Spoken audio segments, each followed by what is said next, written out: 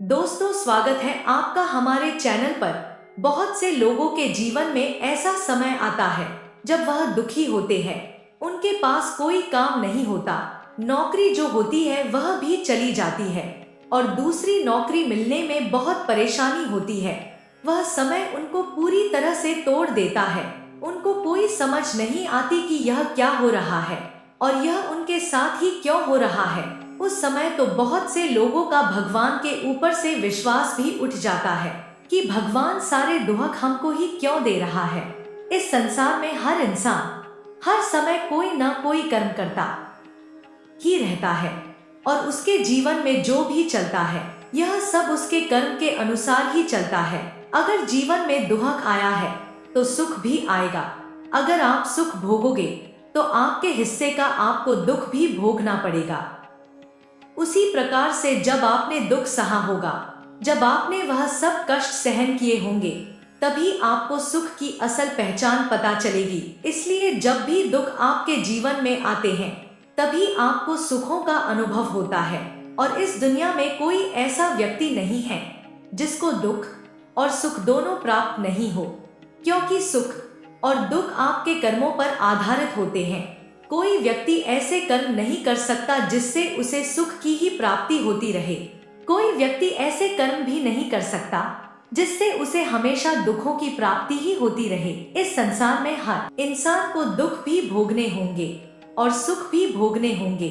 यही प्रकृति का एक नियम है। पर जब आप पूजा पाठ करते हैं और भगवान की कृपा पाना चाहते हैं, प्रभु की भक्ति पाना चाहते हैं, तो उस समय भगवान आपकी परीक्षा लेते हैं। वह यह देखते हैं कि यह मेरी भक्ति के लायक है भी या नहीं। आप उन चीजों को समझ नहीं पाते हैं कि वह आपकी परीक्षा ले रहे हैं। प्रभु की भक्ति को पाना इतना आसान नहीं है। शुरू में परेशानियां आएगी, कुछ दुख तकलीफें आपके जीवन में आएगी। भगवान यह देखेंगे कि आपकी श्रद्धा कितनी सच्ची है और आपके अंदर कितना सब्र है। भगवान आपको कुछ देने से पहले वह आपकी परीक्षा लेंगे कि आपके अंदर सब्र कितना है। इतनी जल्दी भगवान आपको कुछ नहीं देने वाले जब तक वह आपका सब्र न देख ले। जिस तरह परिवार को पालने के लिए प्रतिदिन काम करना पड़ता है, इस तरह भक्ति में भी इंसान को काम करना पड़ता है। वो है निरंतर भगवान का ध्यान करना और उन पर विश्वास बनाए रखना, भगवान की पूजा करना। जिन लोगों की मनोकामनाएं पूरी नहीं होती, उसके पीछे का सबसे बड़ा कारण है सब्र का न होना। लोग महीना 2 महीना रोजाना मंदिर जाने के बाद सोचते हैं कि भगवान उनका सारा कार्य कर देंगे, पर उसके लिए भगवान पर आपको अपना विश्वास बनाना पड़ता है। जिसका भगवान पर अटूट विश्वास होता है और जैसे भी बुरी स्थिति हो वह भगवान को नहीं भूलता, उसका पूरा धैर्य होता है कि यह आज नहीं तो कल भगवान सही कर देंगे। हमको सिर्फ अपना कार्य और करने हैं, भगवान उसका फल हमको अवश्य दे देंगे।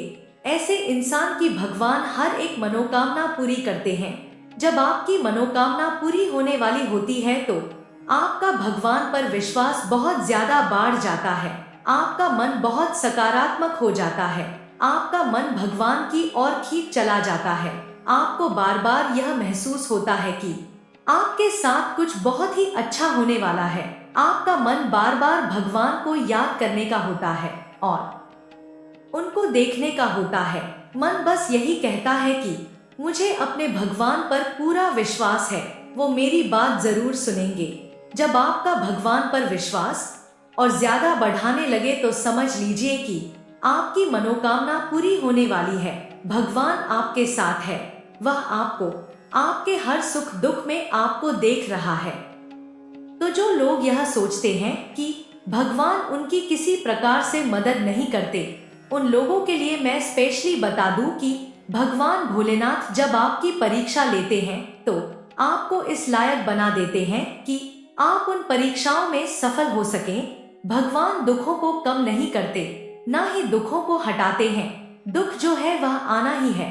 कर्म आपने किए हैं वह तो आपको इसी जीवन में भोगने पड़ेंगे। भगवान आपको उस दुख को भोगने की क्षमता प्रदान कर देते हैं, क्योंकि जब आपको दुख भोगने की क्षमता प्रदान हो जाती है तो वह दुख आपको लगता ही नहीं है। आपने सुदामा जी का दृष्टांत भी जरूर सुना होगा। वो भगवान श्री कृष्ण जी के मित्र और उनके परम भक्त रहे हैं। सुदामा जी इतने गरीब थे कि उनके घर में 2 वक्त का खाना भी नहीं था, और जब वो श्री कृष्ण जी के दरबार में जाते हैं तब लोग उन पर हंसते हैं कि यह भिखारी हमारे द्वारकाधीश जी के सखा कैसे हो सकते हैं। यह कहा और हमारे द्वारकाधीश जी कहा, यह इंसान झूठ बोल रहा है। लोग उनकी बात पर विश्वास नहीं करते कि यह उनका मित्र होगा। और आप यह हमेशा देख भी सकते हैं कि सुदामा जी ने कभी भी भगवान का नाम लेना नहीं छोड़ा।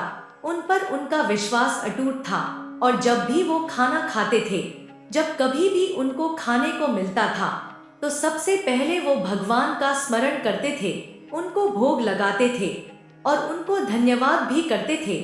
सुदामा जी जैसे भी बुरी स्थिति में थे, पर उन्होंने कभी भी श्री कृष्णा का नाम लेना नहीं छोड़ा, और उसके बाद भगवान की कृपा से उनका जीवन, उनकी किस्मत ऐसी पलटी कि जब वो द्वारकाधीश जी के महल में गए, तब सुदामा जी के लिए महल तैयार हो रहा था, सुदामा जी के लिए वस्त्र तैयार हो रहे थे, और आज श्री कृष्ण जी के साथ सुदामा जी का भी नाम लिया जाता है।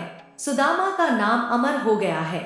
जब भी कोई श्री कृष्णा के परम मित्र का नाम पूछेगा तो सुदामा का ही नाम आएगा। इसलिए जैसे भी स्थिति हो, भगवान का नाम लेना नहीं छोड़ना चाहिए। क्या पता भगवान हमारी परीक्षा ले रहे हो। हमको भगवान पर पूरा विश्वास रखना चाहिए, और अगर हम उनको अपने दुख में ही याद करते हैं तो क्यों न हम उनको अपने सुख में भी याद करें। जब कोई अच्छी खबर आती है तो क्यों न उनका धन्यवाद किया जाए, कुछ गरीब लोगों की मदद की जाए, उनको भोजन और कुछ जरूरी सामान दान दिया जाए। वह कहते हैं न कि अगर हम सच्चे दिल से किसी गरीब को 10 रुपए देते हैं तो भगवान हमको उसके बदले में 100 रुपए देगा।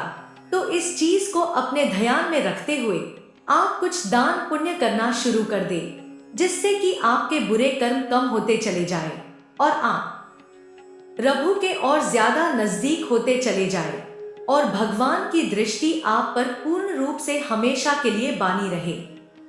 अगर जानकारी पसंद आई है, वीडियो को लाइक कीजिए, साथ साथ कमेंट बॉक्स में जय श्री कृष्णा जरूर लिखिए। आपका परिवार हमेशा स्वस्थ रहे, सुखी रहे, संपन्न रहे। जय श्री कृष्णा।